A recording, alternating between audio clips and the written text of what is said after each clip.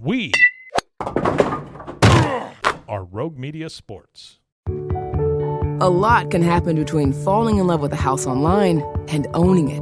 Between imagining living there and breathing in your new home for the first time. Having an advocate who can help you navigate the complex world of financing, inspections, negotiating, analyzing the market, and talking through any anxieties that may pop up, that can make all the difference. That's what the expertise of a Realtor can do for you. Realtors are members of the National Association of Realtors and bound by a code of ethics, because that's who we are. You haven't heard about the McCrispy yet? Well, then, you probably haven't heard the sweet silence after the first crispy bite either. Go try it for yourself to hear the best nut sound you've ever heard.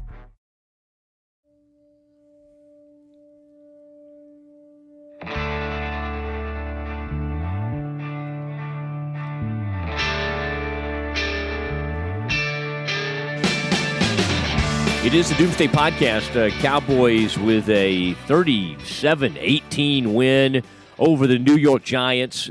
Final score not totally indicative of the football game. Cowboys do pull away late, but it was ugly from the beginning. Ed, I don't want to put this off any longer. We do have a new title sponsor, and I want you to say a very special welcome to the Hudson Financial Group. The Hudson Financial Group. We really attract people with money, don't we? Yeah, they got money.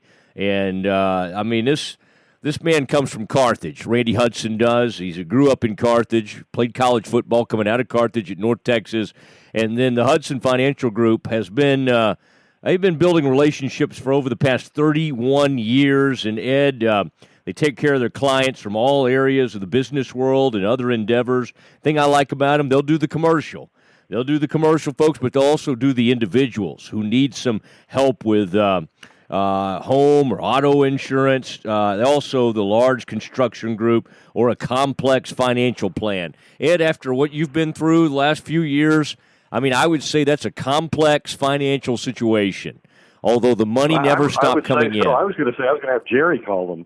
He might have some needs that they could meet. Yeah, I think they would help Jerry. They've got some folks in kind of his area code, and then they have some folks that, hey, they're just looking for some help with insurance and straightening out their finances, and they do an incredible job. This is Hudson Financial Group, and again, we thank them so much. You can find them on Facebook, and then also the office number over there is 469-402-0320.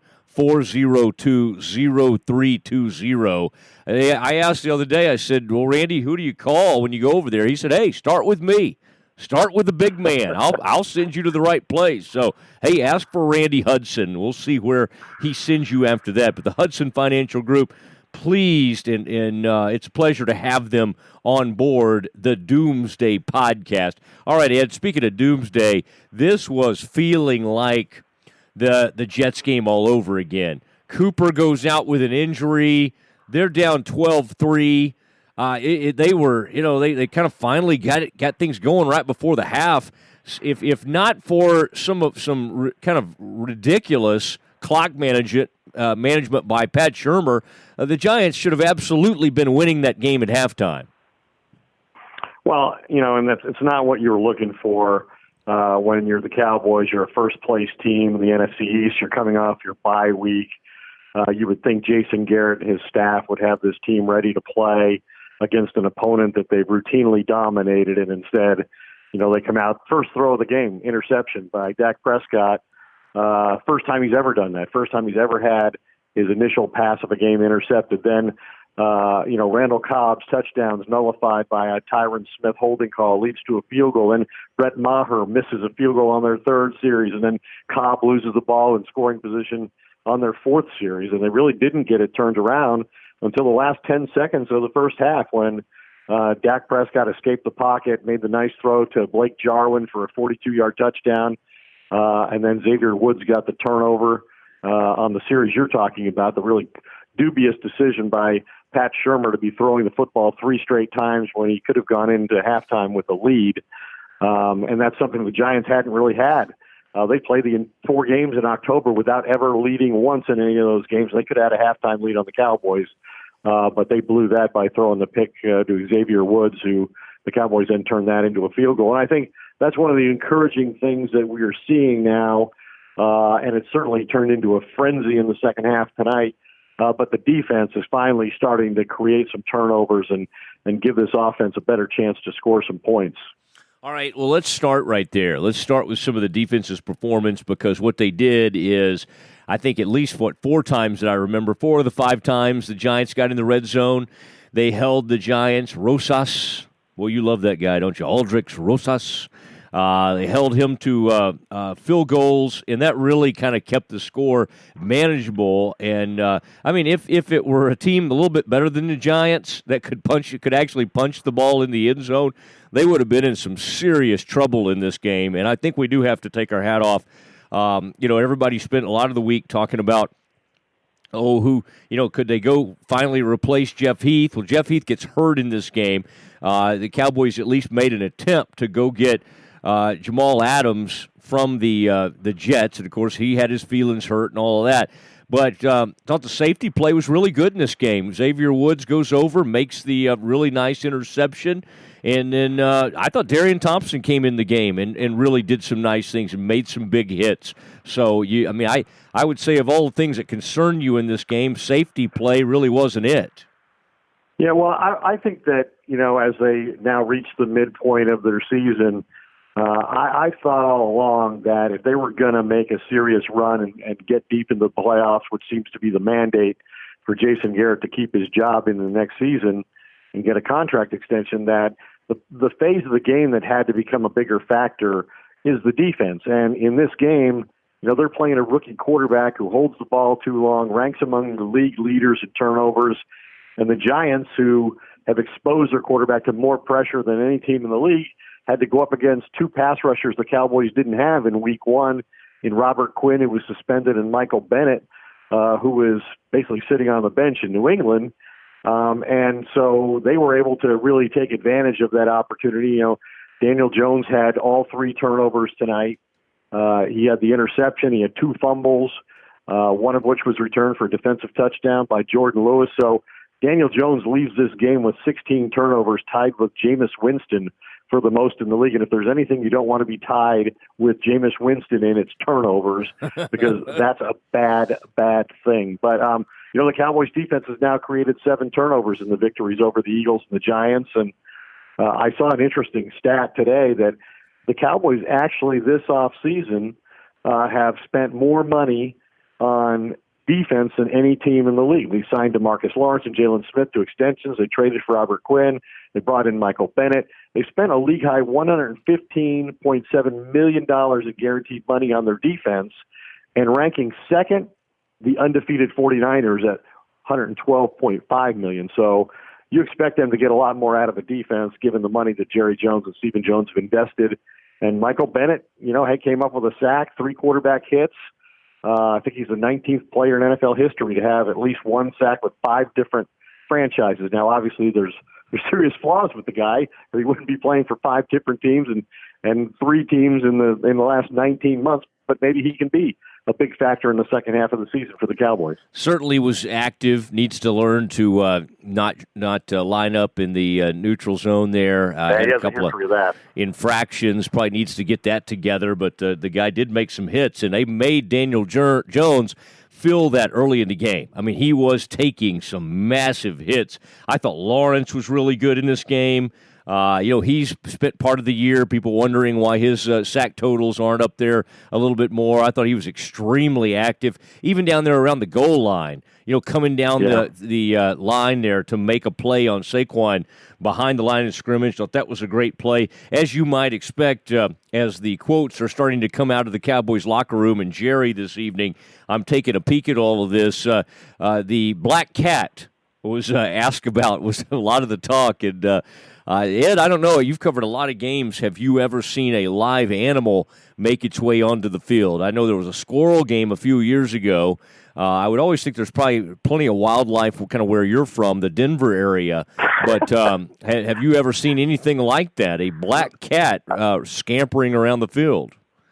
I don't recall anything like that, but it seemed to me like the television should have treated it like a streaker and not shown it to encourage that kind of behavior of feral cats in the future. That's right. That's right. Every cat now is going to be trying this and try to get on the field. Jerry Jones quoted saying that he told reporters after the game, "There's the cage over there for my cat. He was so mean, I didn't even want to look at him." So there's Jerry, and then also DeMarcus Lawrence on the cat. DeMarcus Lawrence, a man who cusses even more than Stretch, he said, first thing to cross my mind, no joke, was like, F, they got bad luck now. It just turned on them. If a damn black cat runs on a football field on Monday Night Football, you might as well call it quits. I hate cats too. So it was like F, F, F. So he was very... You know, I think there are analytics now about everything, and Bill Barnwell from ESPN tweeted out that once the cat was spotted, the Giants had previously had a 64% win expectancy when the cat came out, and that dropped down to 35.5% when it made its appearance. And I do believe the numbers bear that out, that the Cowboys actually did benefit significantly or perform much better after the black cat sighting. They did. I think it was like 10-3 since then, or 17-3 right after that. So it was a good showing by the black cat there in the Meadowlands. All right, Cowboys improved to 5-3. We hit the defense. Before we have our say, I wanted to make one more point about the defense. please. Which we normally talk about the offense first, but I think it's merited here. You know, I thought Leighton Vander Esch's absence with that neck injury, and remember when he was drafted, there were a lot of teams that graded him down because of concerns that they had with his medical as far as it related to neck and shoulder injuries throughout his college career. So I think this merits some watching as we go forward. Yeah. But I thought his absence was coming at a really bad time for Dallas, and that it could significantly impact their defense because they were playing two of the most dynamic running backs in the league back-to-back with Saquon Barkley tonight and then Dalvin Cook of the Vikings next week. But, you know, Sean Lee moved into his weak side linebacker spot, and Saquon Barkley now 0-4 in his career against the Cowboys and had 28 rushing yards. That matches the lowest total of his career in a full game. So the Cowboys were able to make up for the absence of Van Der Esch, at least in this game. I like it. They were, and you're right. He's always worn that neck thing, and so that is it bears watching to see. All right, before you and I break down the offense, it is time to go to our resident scout and coach, Glenn Stretch Smith, who's been doing some TV work tonight on Channel 8 WFAA, and it is time to get our grades from Stretch. Here he is. And boy, it is an exciting time to have Glenn Stretch Smith joining us on the Doomsday Podcast. Of course, our good friend, Hudson Financial Group has joined up with us, Stretch, and that's a big moment for us. All the estate planning, property casualty insurance, and a variety of consulting services. This is big time, and boy, they got the rich folks out there. They got folks that are just getting started, and they really so. Say a shout out to Randy Hudson and Hudson Financial Group for coming on board as our big time title sponsor this week. Stretch. Well, you know, he's a great guy. I mean, I've known him for a few years, and he really knows what he's doing. I know he's got two offices. He's got the place in Rockwall and also has a place in Carthage, and it's a family business. And a guy that, again, I've known for a while. He's easy to get to. He's, you know, just really all-around guy, great all-around guy, and I'm glad he's joining us here at Doomsday. He's a perfect fit for us. That's right, Hudson Financial Group, insurance and investments. They'll take care of all your investment needs, and they do a great job. Stretch, it is a 37-18 win over the New York Giants. Giants fall to 2-7. Cowboys improved to 5-3. Let's start with the offensive side of the ball. That performance right off the top. I mean, they're down 12-3. This thing had all the makings of another Jets-like performance. They fall behind. A couple of turnovers. First play from scrimmage, he throws the ball right to Bethea.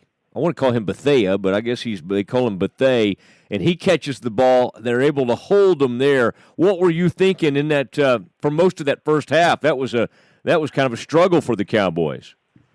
Well, yeah, that first play, I mean, for him, obviously it was an RPO, it was a run-pass option. He never saw the safety drop down, and he goes back, reads to throw the slant, throws it right to him. That's alarming to me. I'm not a run-pass option guy.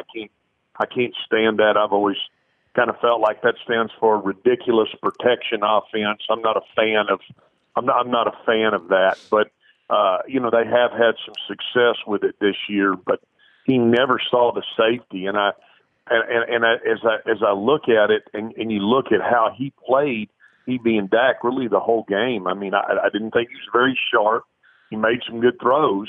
But, I did not think he was very sharp. I didn't think he his feet inside the pocket. It looked like he had an off week. It looked like I know he'd had his wisdom teeth out, and I'm sure he's been eating little Campbell's chicken noodle soup for a while. But boy, he did not play well. They started really poorly. I thought the team was flat. Now again, let's start with Dak because I think that's where it all starts and ends with. And he made some good throws, but I'm really concerned about his accuracy and his consistent accuracy. That bothers me right off the bat. And I'm just barely giving him a B for what he did because there were some throws that could have been made tonight that he missed. And the interception really concerning to me. And I'm starting to wonder, guys, is the contract situation weighing on him?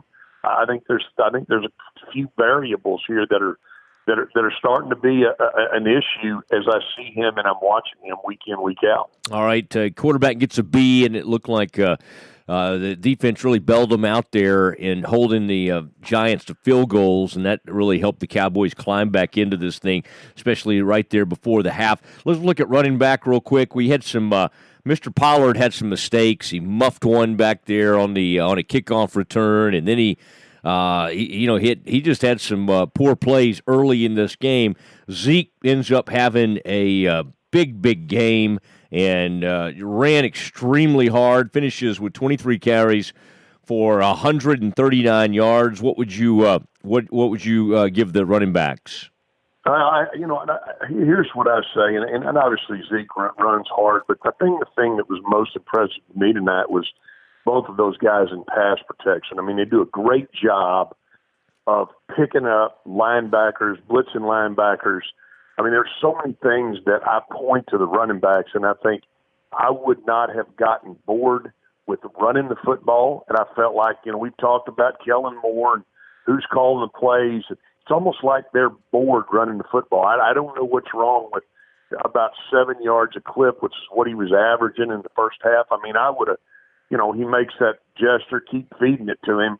I'd have fed him like the damn Russians were in St. Louis and he was eating his last meal. I'd have kept giving it to him and just hammering him because really I think that's the strength of this football team, and both of those running backs played very well tonight. I don't like that Pollard muffed that first kick, but when you look at overall how they play, how they block, how they finish runs, how they catch the ball out of the backfield, it's all plus.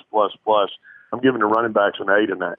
All right, in the wide receivers, Cooper left the game with a knee injury. It shades of the Jets game, having to leave that game early, but he does come back and then has the big, long touchdown where he catches the ball across the middle there and then takes it to the house. 4 catches for 80 yards. Let's lump the tight ends with this because Jarwin had the one big play. He always makes big plays in New York. Witten had a ton of catches. What did you make of that whole group? Well, it's when they're clicking on all cylinders. It's a good group of players now. It was unfortunate that Cobb made the catch and the guy, his helmet hits right on it and he fumbled that ball. But overall, again, when I look at and it's not just catching the ball for the receivers and the tight ends, it's how they block the perimeter. And I thought that was a big part of why they were able to run the football, how they blocked the perimeter. Obviously, Gallup made the good play, got the ball in the end zone. But this group of pass catchers and let's say outside edge blockers and the things that they do is very impressive. And and I'm giving that entire group a B+.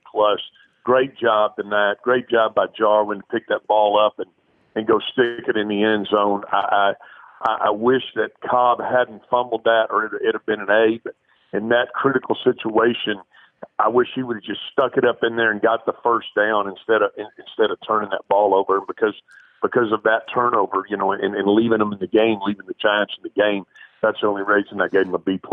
All right, O-line. Obviously, like you said, the run game was there seemingly most of the evening. When they had to have it, they got some really good runs. And, other than there were a couple of times Dak got in some trouble back there, but I would say the 2 holding penalties, bit of a concern.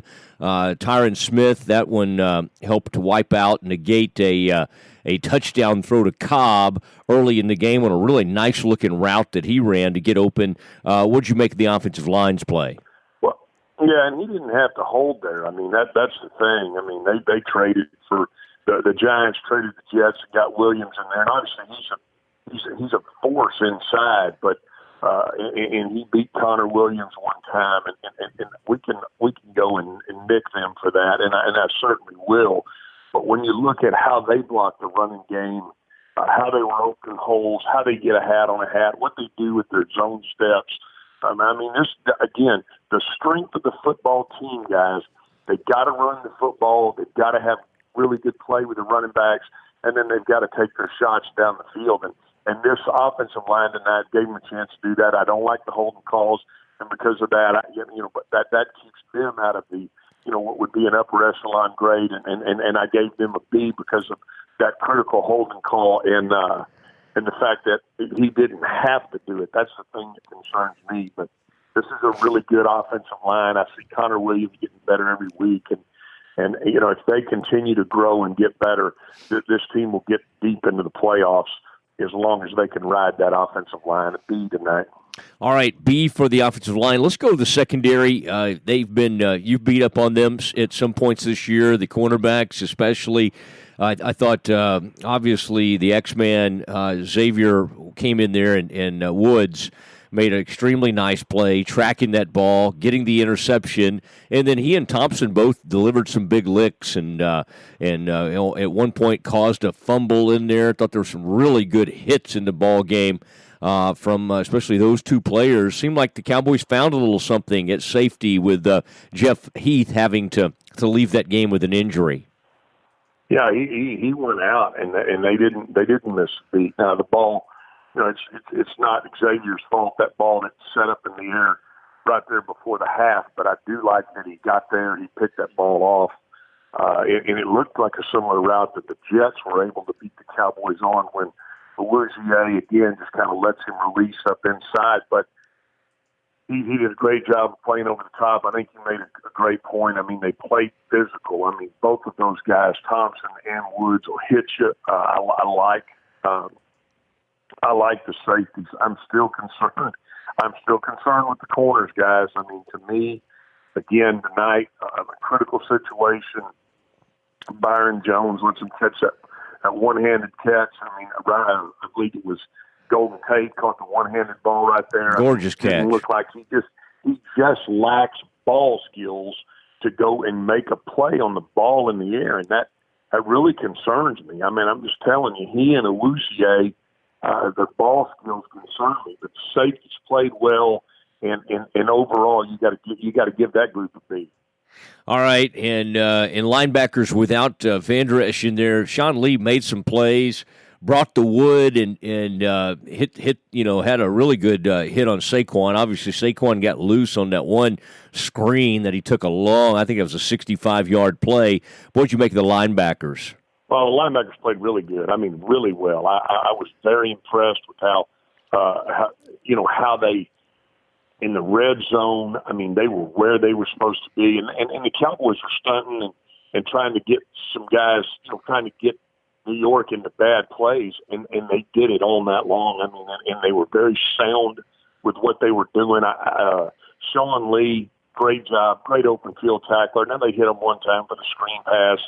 And obviously he was a half step late getting there. It's hard to ding him for that.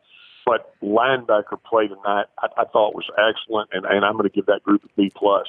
All right, and defensive line with Michael Bennett joining up, and then obviously early on, it seemed like DeMarcus Lawrence really was playing with a lot of fire and passion, and he got involved.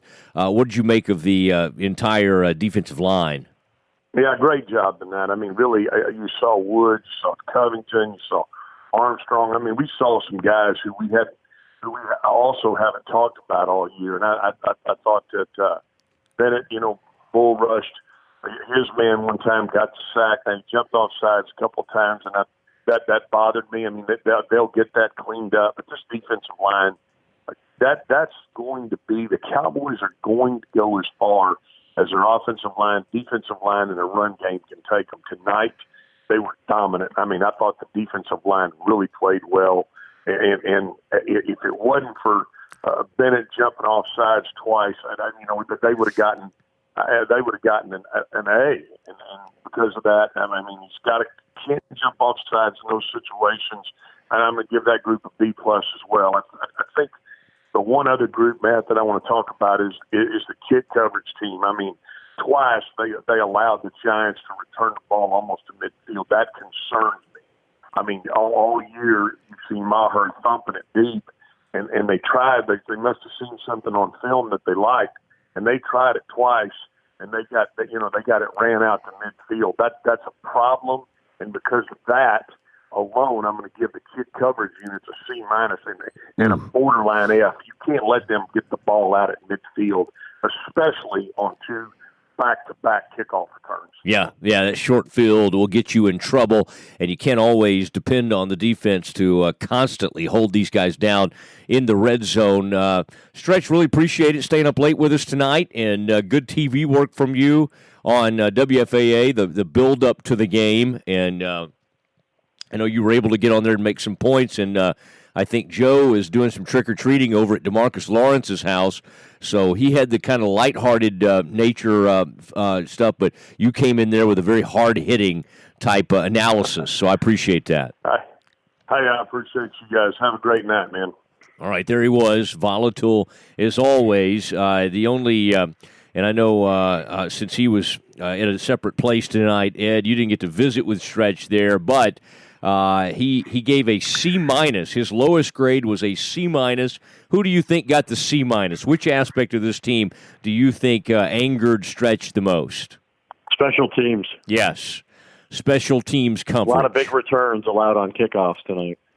Yeah, and I can't remember if that was Latimer on maybe a couple of those, but they did get some. It was. They got some things done and got that thing out to midfield, and we're working with the short field, and that put the defense in a tough spot. They're going to have to do a much better job on that, and we'll see how they address that moving forward. I mean, you think about it, Ed, kickoffs, normally in this league, you just don't even see them. People just kind of let the ball bounce into the end zone. And on this night, there were a couple that they brought them out there and some problems, and that needs to be addressed before this becomes, a major issue. Now, you mentioned the kicker. The kicker did hit the nice 52-yarder to put him up 13-12. He missed a 54-yarder.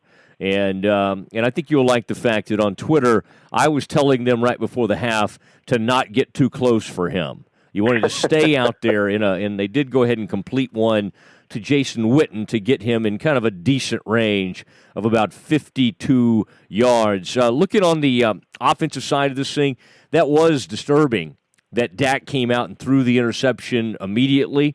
It wasn't much longer after that he fumbled a snap. He just didn't really, I don't know if he wasn't paying attention or whatever, but that one got away from him. He was a little loose, even on the throw to Jarwin. I don't know. You'd think if you had a guy that talented, that tall, that fast, you'd probably give him more than one target. But, hey, if you're only going to give him one target, he knew what to do with it. Yeah, he's the giant killer. I think if you look, I think it's interesting to take a big picture look at this offensive situation as we begin to talk about that. The Giants are the first opponent to face Kellen Moore's offense for a second time.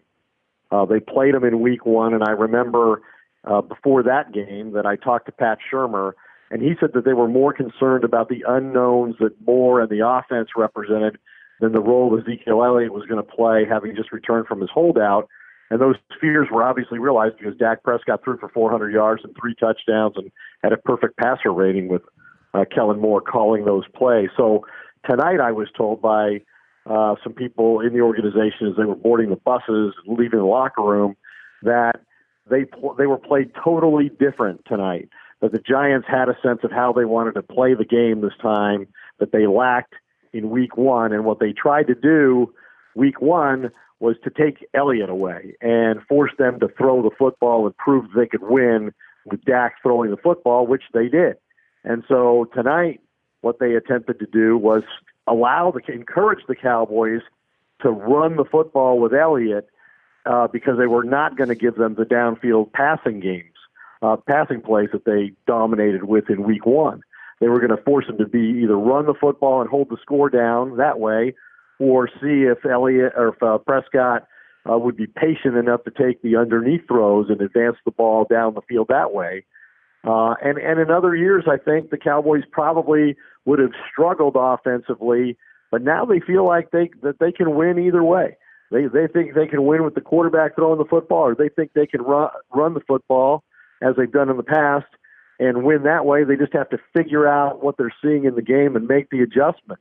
And I think Prescott, really did that. He had a very bad first half, but really came on in the second half. I think he was 11 for 15 with 2 touchdowns in the second half, and won his 6th straight start against the Giants. The only Cowboy quarterback to win more than 6 consecutive starts is Roger Staubach. He won 11 in a row back in the 70s. So, and then the clutch pass to Amari Cooper on 3rd and 12, 45-yarder to kind of close it out, beat DeAndre Baker, who was called for a questionable interference call on a previous 3rd down.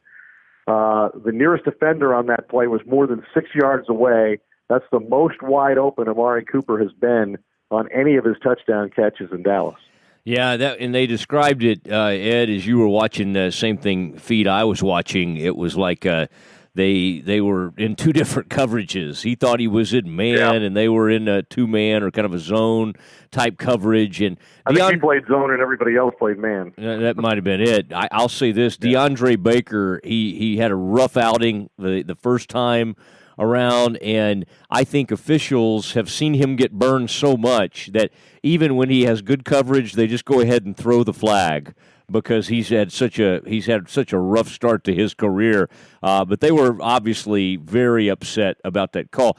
The one thing I would say, Ed, we don't have to get too much into the officiating because Lord knows, I mean, we've talked a bunch about that this season. I'm just talking about everybody has, but you cannot get. I think what we've learned is that rule was put in place to challenge pass interference because of one game and because of one play. Obviously involving the Saints and the Rams, and there literally is almost no way to get a call in that way. I mean, they overturn those now. What is the percentage? I mean, it's like an insanely small amount. Let's say they're like 50-something times, and now they've overturned it like 5 or 6 times. I mean, it has to be the most egregious thing. And quite honestly, ridiculously egregious ones not be overturned on a coach's challenge. They only change them. They only change those calls when it's a replay review in the last 2 minutes of a half or the last 2 minutes of the game. That's what we've seen. And so the only time that this new rule is going to take effect and be worthwhile for a coach to challenge is if it's in a playoff game.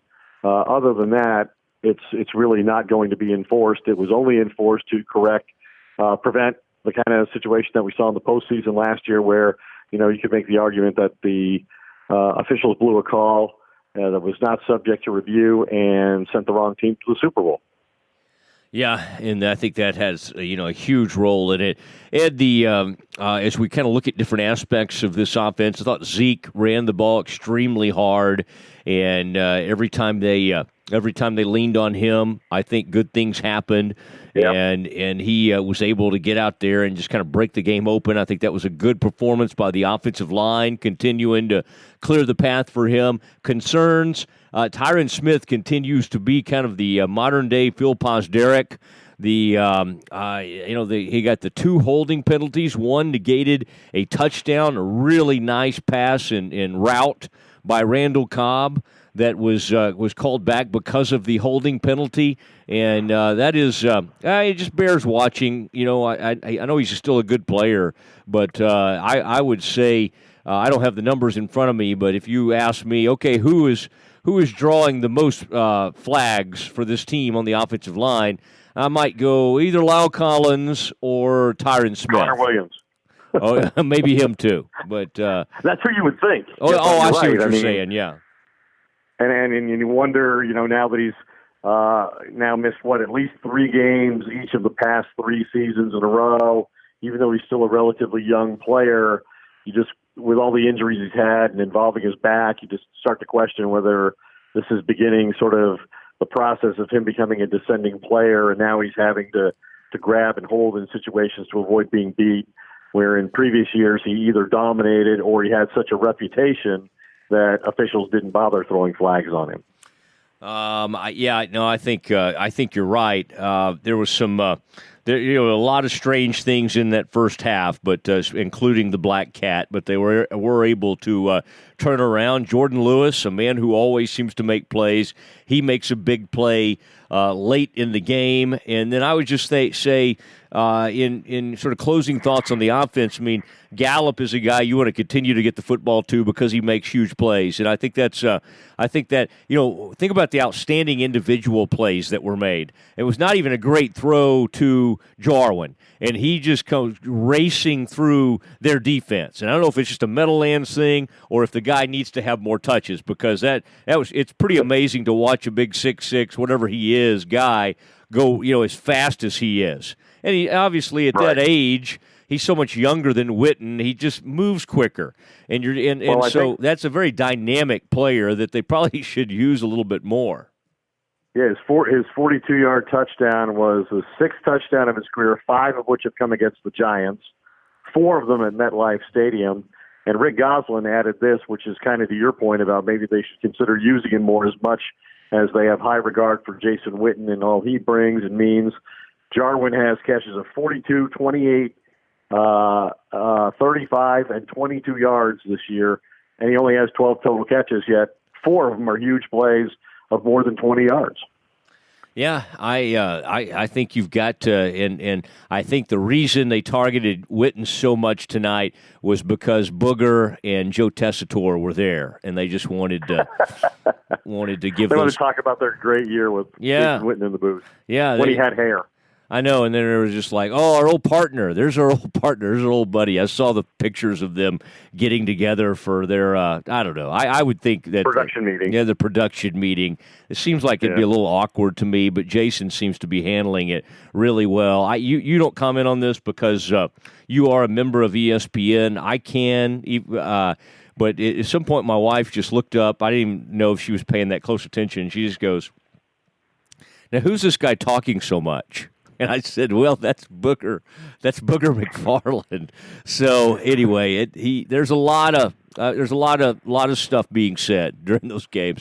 Hearing how much he talks and how much Tessitore talks, it makes me know, like the 3-man booth. It's hard to think back and think, how in the world were all those people talking, and that there was a reason it didn't really work. But anyway, Ed, that's for me to say, and for you just to calmly sit there and not comment.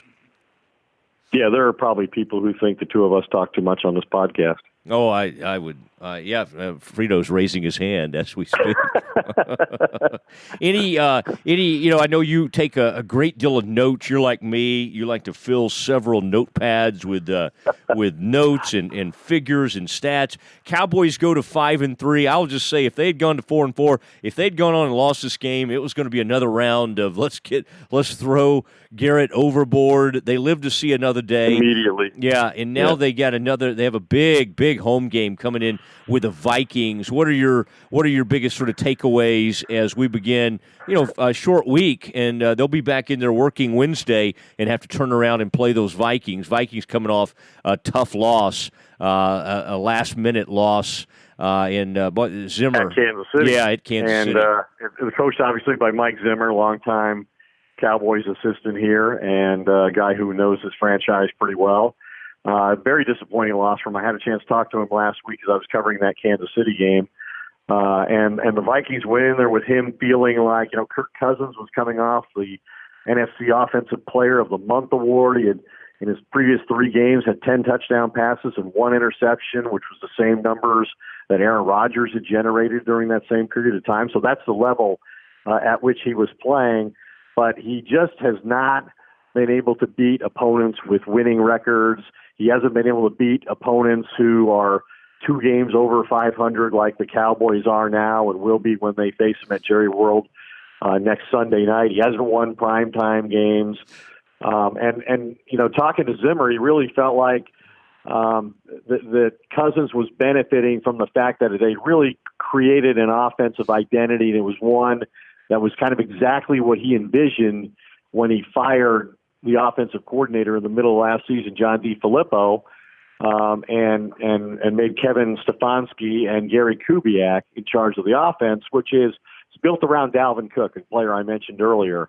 Very good. Led the NFL in rushing going into last week and in total yards from scrimmage. So that's the challenge for the Cowboys. But the Chiefs wound up winning the game without Patrick Mahomes, the reigning league MVP. They did it with Matt Moore, a former Cowboys backup quarterback, who really stood up to the pressure that the Vikings generated. The Chiefs won the game despite playing with their backup quarterback, despite going 2 for 15 on third down, and despite having the game's only turnover, they wind up winning on the final play of the game on a field goal. So I think the Cowboys are a better team than the Vikings. I thought maybe when the schedule came out early in the year, it looked like this might be a game that would be difficult for Dallas to win, and it may be. The Vikings are a worthy opponent, but all of the Vikings' losses this year have come on the road. And so I think the Cowboys have a substantial advantage in terms of how they look at this game.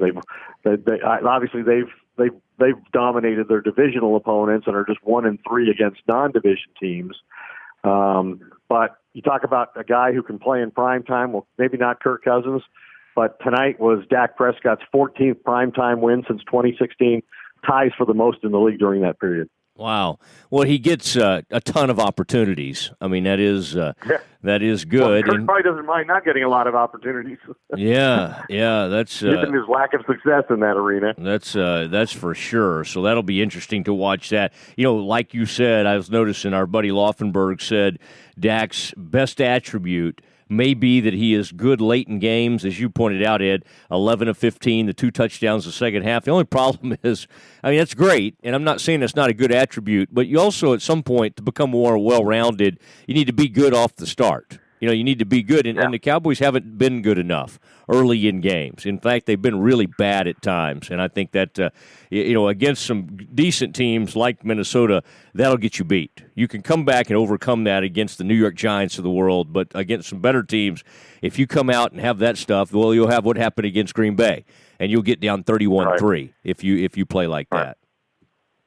All right. It's always an adventure when the Cowboys have to play a non-division opponent, as we mentioned. This was their 8th straight victory over a divisional opponent. That's the longest active streak in the NFL. That's the reason, the Cowboys being 4-0 against NFC East opponents, that's the reason they have the division lead. And it's a division where a 5-game win. It's the only division where there's a 5-game winner atop the division. Everybody else who leads the division has won at least 7 games. All right, and in the NFC. Yeah, one last medical note that came in from Archer. Heath needed 12 stitches to close a cut on his right knee. That was that he saved the touchdown on that for the opening kickoff of the second half, made the play, but got hurt on that play and never returned to the game. 12 stitches. So, boy, I tell you, adds insult to injury for him, a guy who this fan base constantly roots to be replaced, but he's always there, and I think he's been somewhat steady at times for them, so he'll still hang around, although fans have been desperate for years now to replace him. Ed, good work this evening. Appreciate you staying up late, and we will look forward to your work from. I guess we'll tape live from after Sunday Night Football against the Vikings. Right, that lavish suite at Jerry World will be there very late into the early morning hours again to bring you the next version of the Doomsday Podcast. Yeah, it'll be big. Let's let people enjoy this one first. Oh, yeah. Please listen to this, download it in all the different areas that you do, and then tell a friend about it, write a review, and just say kind things. Thank you to the Frito Nation, Mark Frito Friedman, Hudson Financial Group. Ross is with us, by the way. Ross Hudson in the studio with us tonight. So insurance and investments, it's a great place. And again, let me give you that number one more time. It's 469-402-0320. You should prepare for Doomsday. Is that okay? That'll be our new thing. Okay, yeah, there you go. I just came up with that on the fly. All right, everybody, have a great week, and we will talk to you next Sunday night from AT&T Stadium following the Cowboys game against the Vikings. Good night, everybody.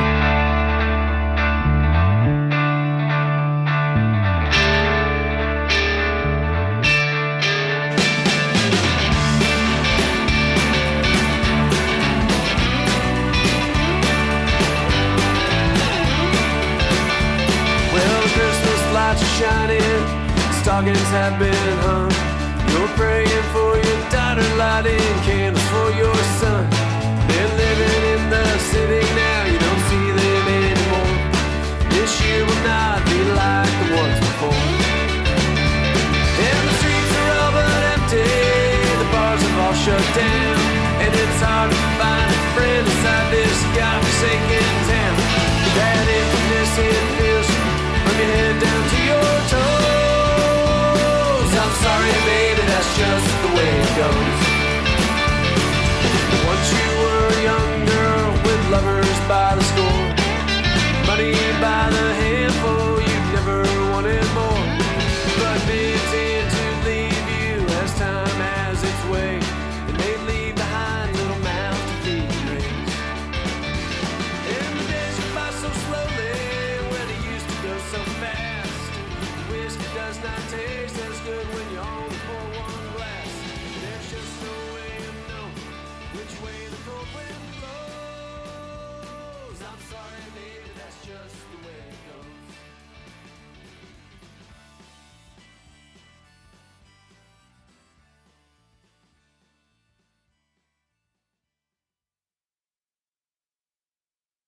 Is this house a good price compared to others in the area? Are prices going up or down? If I don't make an offer right this very moment, will I miss my chance? These are just some of the questions a home buyer might ask. And these are the sorts of questions an agent who is a Realtor can help answer.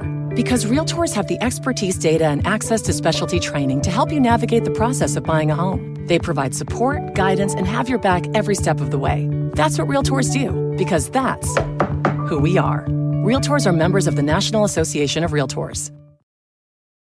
You haven't heard about the McCrispy yet? Well, then, you probably haven't heard the sweet silence after the first crispy bite either. Go try it for yourself to hear the best nut sound you've ever heard.